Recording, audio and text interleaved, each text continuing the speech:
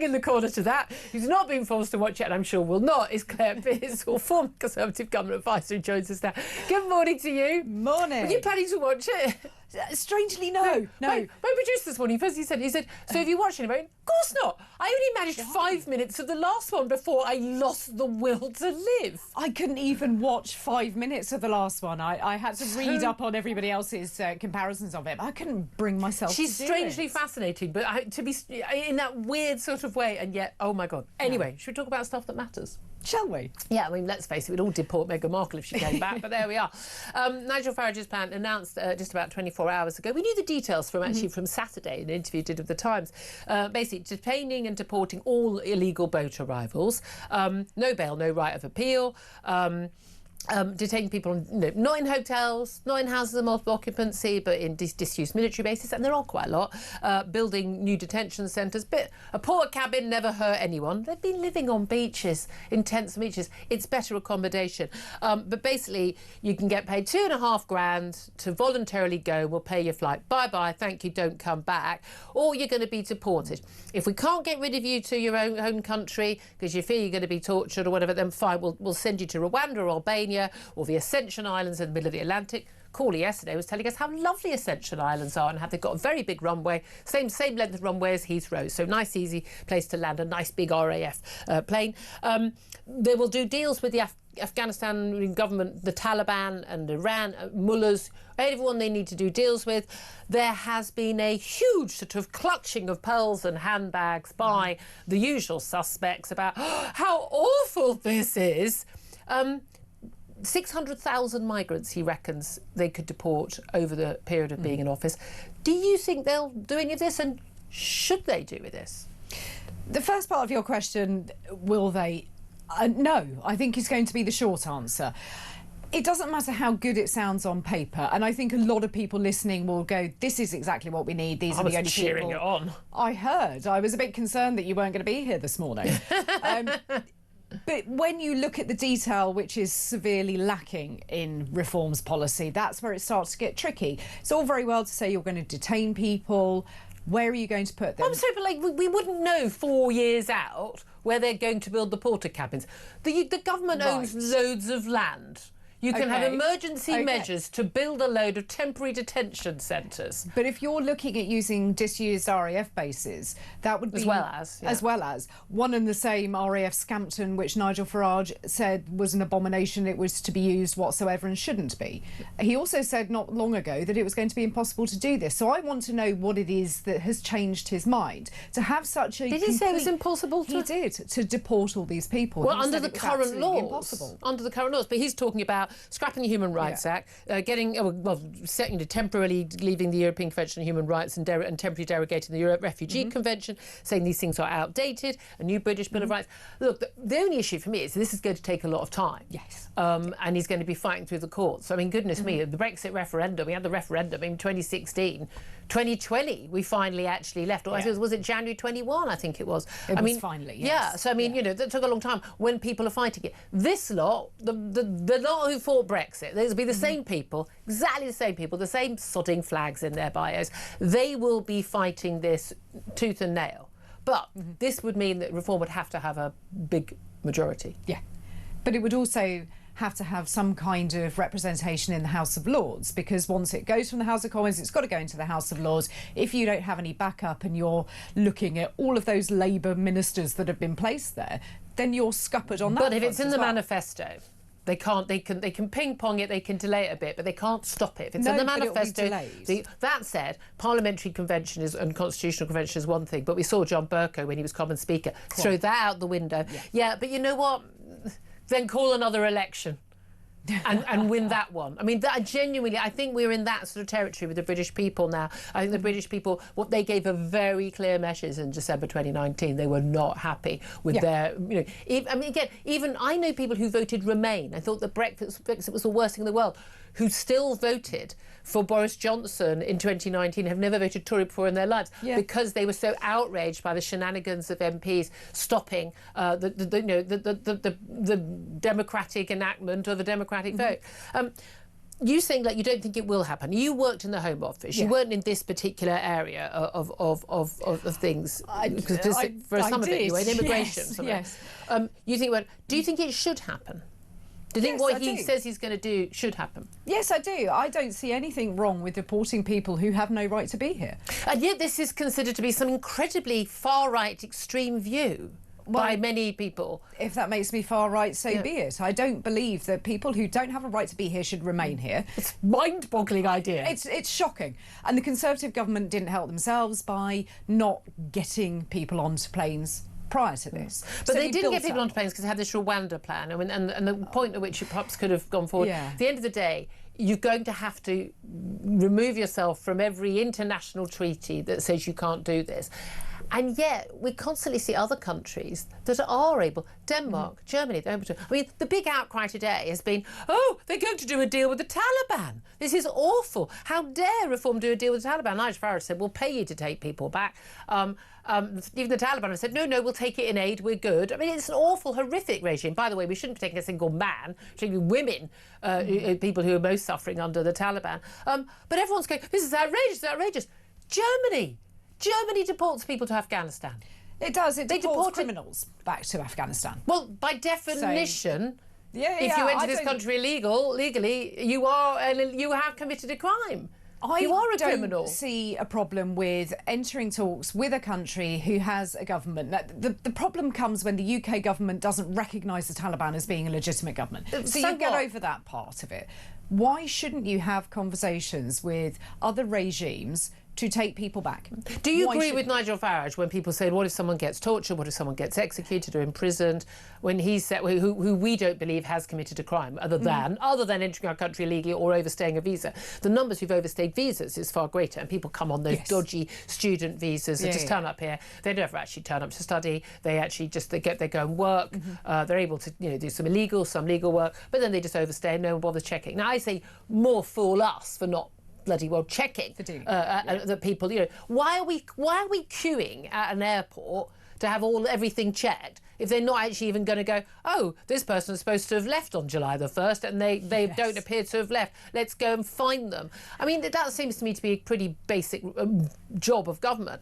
I mean, but at the end of the day, I mean, we can get rid of people if we want to. We should get rid of people if we want to. Yeah, we should. And we should work really hard with airlines to ensure they will charter flights so that we can take people back. And that tends to be the stumbling ground, is you physically don't have aircraft to get people onto. People refuse to do the job. I'm sure there are enough aircrew who would be willing to do this, and enough airline. I mean, let's face it.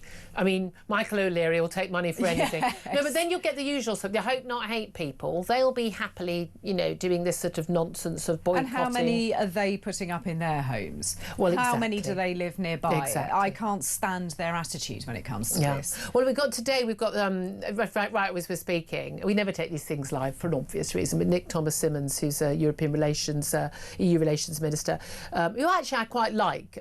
He's quite sensible. He can do a good interview, but he's standing behind a podium now called Borders, Bills and Jobs. Well, we have no borders. The bills are certainly coming in, and the energy bill has just got higher, and we've got fewer jobs. So not a good choice. Again, read the room, Labour. Read the room. They really, really don't. But he's been saying like, "Oh, this is all crazy. They're not going to do it. They haven't actually thought this through." And they're also saying that the Reform and the Tories are basically opposed to they want to do a deal with the EU to basically stop companies who export to the EU and the imports as well from basically paying a whole load of charges, and how awful this is. And the criticisms come from the right, from Leavers, without even looking at the bill. But the reality is, this is a punishment beating from the EU. I mean, let's not go crawling, but in return for not having those bills, we have to align ourselves with all EU rules. Well, then we may as well be back in the EU, and that's going to be what their point is in a few years. Well, we may as well be back in the EU. No, we had a vote. It was really clear. Move on. And I think that's half the problem, is that the majority of Labour ministers and Labour MPs believe that we should have remained in the EU. And the majority of Tory MPs as well. Not where I am. No. I surround myself with some really sound people who did vote to leave and wanted to leave properly and fought very, very hard for it. But yes, there are some on the more liberal wing who still believe that we should be better off in. But 17 million people voted to leave, and that's what we should do. They're still fighting a decade-old battle. It's quite extraordinary, isn't it?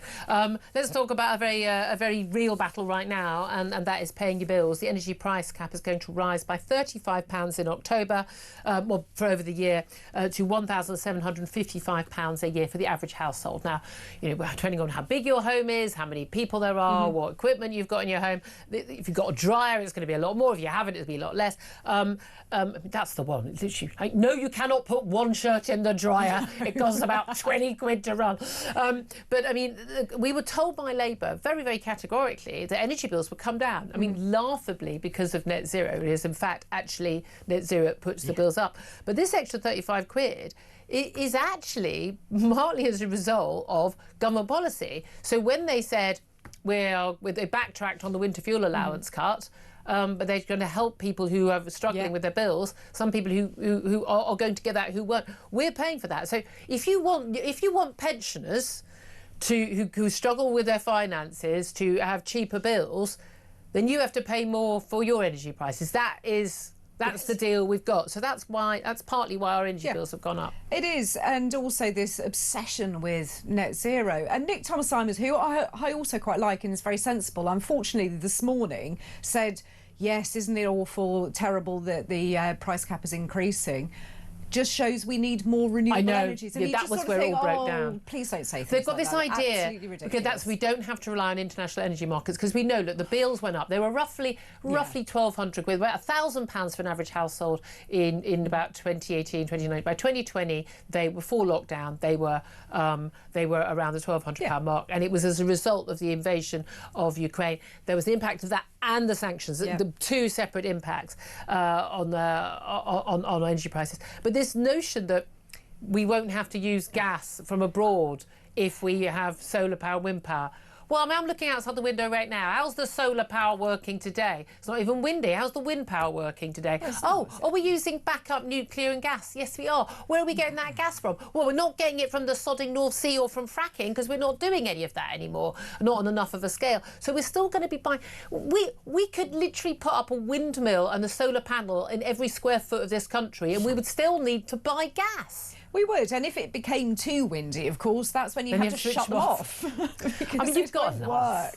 You have got to laugh, because it is absolutely painful. But this, of course, is Ed Miliband making promises that he simply can't keep. Where's my 300 quid, Ed? Also, where is my owl that you promised me in about 2014? Do you remember? That was one of my favourite things. Where still waiting for that. There was some. I think it was the Labour Party feed. Yes. There was a whole thing about everyone being promised everything. The Labour Party press office feed they put out, and a free owl for everyone. Yeah. And for years I love owls. So do I. I've been waiting for it. Want my free owl. Yeah, there you go. Anyway, we won't be able to afford to buy an owl because we're all going to be unemployed. The highest level since the COVID pandemic is where unemployment is set to go, just under 5%. Who's predicting that? The Resolution Foundation. They're a bunch of lefties. They do some very accurate forecasting, though, and it's where Torsten, I mean, Mike Graham was talking about him, Torsten Bell, who was the head of the Resolution Foundation and is now an MP, Labour MP, and a senior advisor to Rachel Reeves. At least he knows numbers. He actually, unlike Rachel Reeves, he actually understands economics. Now, I think his politics are, I mean, I'm in favour of us making sure, the whole point of government, I think, you know, should be, about looking after people at the bottom. Unfortunately, I think he thinks to think, like most of Labour, that 70% of the people are at the bottom rather than, just the bottom 10%. But if your unemployment is going to reach 5%, we saw inflation up to 4.2% yesterday. Yeah. We've got borrowing costs up to a 27-year high. We've got predictions from experts that we are facing a moron premium under Rachel Reeves because such low confidence, the decisions she's made that pushed up our costs. We've got jobs falling, inflation going up, energy prices going up. We've got, so many people out of work who are not contributing anything, even if they're not on the unemployment rolls. Yeah. We are heading for a very, very sticky few years ahead. But of course, the Labour manifesto was to change, to grow, etc., and then you just steely focus on growth. And of course, it's okay because all of those rich people over there are going to be made to fork out even more money. And you just sort of think, at what point do you stop the sixth form politics and realise that there aren't enough of those rich people? And they're also incredibly mobile and will take their money elsewhere. But if you are going to tax businesses, then businesses will not take people on, which is when you're looking at the unemployment level. But none of these people have ever run a business. Well, of course they haven't. That's the thing. I do think this is crucial. University to the Labour Party. And now they're in an MP. I never form my views on like what makes an economy run or how a business should run by thinking, oh, well, I've never run a business. I've never employed people. No. Of course, I've got no knowledge in this. I ask people who have run successful businesses that got big. I ask people who run small, small successful business, medium. And I ask them. I did loads of work with the Federation of Small Businesses over the years. They're brilliant. Always talk to those. And again, most people in this country work for small businesses, not the high street chains or the multinational conglomerates. And you ask them, how do you run your business? They have to take care of every penny. And when you're looking at thousands of pounds extra on national insurance for every employee, ta-da, you're not going to employ more. And people who've only worked in the public sector or a political party don't get it because they've never actually had to make the numbers add up because, we'll just get another grant. Exactly, and what they don't also see are things like hairdressers are not taking on apprentices. Yeah. And we've all seen the people, the Saturday girl or boy that started there. I've had many a haircut from an apprentice in my time. Absolutely. Everybody has to learn. Well, before you say anything, not the one I've got now, I'd like to point out. But they can't take them on because it's now prohibitively expensive to get an apprenticeship into a hairdressing salon. Because they don't earn any money, so it costs you something. It costs the company more. So if it's a small salon employing 3 or 4 people, wants to take on an apprentice, not a hope. And so people cut back on the hairdos and the dyeing and they don't go in for the blow dry for Saturday night because they're not going out on Saturday night anymore. No, and it's all those things. Let's talk about one final topic before we go to break and get some calls out. Cancer cases. We're facing a cancer time bomb. A new report from a leading group of charities, a coalition of 60 cancer charities known as One Cancer Voice. They published a stark forecast estimating 6.3 million new diagnoses for cancer over the next 2 decades. And showing the most common cancers, breast cancer, prostate cancer and lung cancer will hit unprecedented levels with more than 63,000 cases predicted in children and young people. And they're basically going to be soaring to record highs in 2040. One Briton told they have disease every 2 minutes. Now, these are very scary figures, but again, if you put them out over the 15 years they're talking about to 2040, not quite as stark. But the one thing they talk about, our survival rates are terrible. You've got less chance of surviving 5 years after pretty much any cancer in this country than compared to pretty much any other first world nations, certainly any G7 nations. And the one thing none of these people ever point out is the one thing that we have different from those countries is not the funding. Mm-hmm. We do have fewer doctors and fewer hospital beds and things, and we've got a massive waiting list in our country compared to most of these countries. But again, the main thing is that we run a monolithic single supplier of healthcare for most people in this country, which is the NHS. And the countries where the survival rate is off the scale better, like Australia, like Canada, they don't do that. They have social insurance policies. Yes. So if those systems are so bad, and particularly for all the poor people who apparently can't afford it, even though the state pays for their costs, so that it's still covered as if it's NHS, if those systems are so bad, how come people are surviving cancer for longer? They do look after people better. That's not to say the NHS doesn't look after people. They look after some people better. Precisely. But if you're waiting 4 months to start your cancer treatment, they're not looking after you well. No, they're not. And we have become much better at detecting cancer. We are much better at diagnosing it early. What we're not very good at is then treating said cancer in a timely manner that you would look to have a much better outcome. Plus, we are going to see more cancers because as you get older, you're more likely to get cancer. And we're an aging getting fatter, and we're an aging population. To a certain extent, again, it's almost like the dementia. It's kind of a success of our healthcare that we move on to certain other diseases. It is. But we need to look a lot wider than just using the NHS, and we need to open our minds to something like an insurance system. Maybe we should do what we should do in every other area. Look at best practice. What are other countries doing that is working well that we're not doing, and maybe do that? But one of their favourite EU countries, France, has a pretty good health system. it works equally for those with money and those who don't have money. Yeah, you pay to see a doctor. Yeah, and you have social insurance. Just saying. Anyway, I'm sure we'll have that debate many more times.